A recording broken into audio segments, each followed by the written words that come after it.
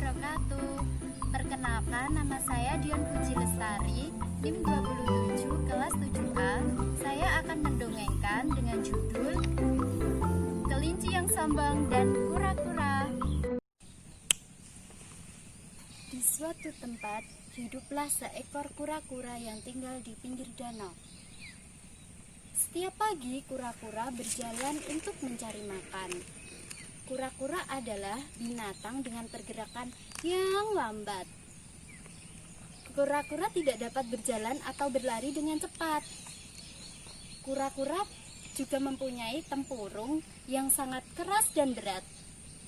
Tempurung ini berfungsi sebagai rumah dan tempat berlindung kura-kura dari binatang pemangsa. Suatu ketika, dia berpapasan dengan seekor kelinci. "Hai kura-kura, kamu mau kemana?" ujar kelinci kepada kura-kura. Sambil berjalan, kura-kura berkata, "Saya mau pergi ke bukit sana. Saya dengar di sana banyak sekali makanan." "Wah, kamu akan kehabisan makanan karena kamu lambat sekali," ujar kelinci sambil mengejek kura-kura. Tanpa menghiraukan ejekan kelinci, kura-kura terus berjalan menuju bukit. Kelinci dengan cepat meninggalkan kura-kura tersebut menuju bukit untuk mencari makan. Kelinci merupakan binatang yang memiliki kecepatan dalam bergerak. Selain itu, kelinci juga dapat loncat dengan jauh. Sesampainya di bukit, kelinci melihat binatang lainnya sedang mencari makan. Karena persediaan makanan di bukit sangat melimpah, tempat ini menjadi tempat favorit bagi para binatang untuk mencari makan. Sementara itu, kura-kura dengan lambat berjalan menuju bukit.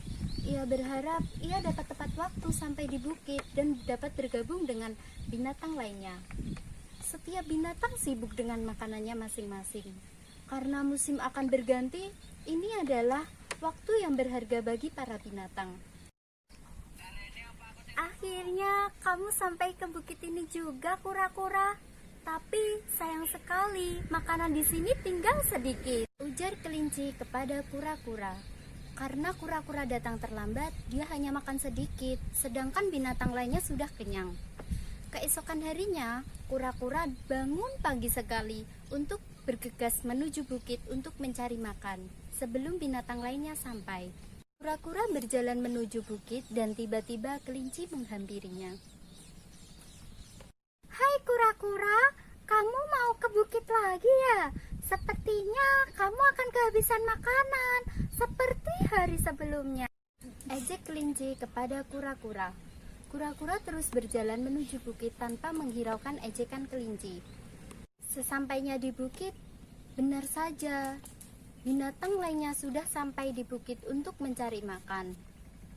Tanpa menunggu waktu lama, kura-kura langsung makan karena dia takut kehabisan lagi. "Akhirnya kamu sampai sini juga, hai kura-kura yang lambat," ejek kelinci, tetapi kura-kura tidak menghiraukan. Dia terus makan. Karena datang terlambat, kura-kura hanya makan sedikit, sedangkan binatang lainnya sudah kenyang. Dengan perut yang masih lapar, kura-kura kembali ke rumahnya. Keesokan harinya, seperti biasa, kura-kura bangun pagi sekali. Dia bergegas menuju bukit dan berharap dapat tepat waktu sampai di sana sebelum binatang lainnya tiba. Sesampainya di jalan, dia bertemu dengan kelinci kembali. "Kamu mau ke bukit lagi ya kura-kura?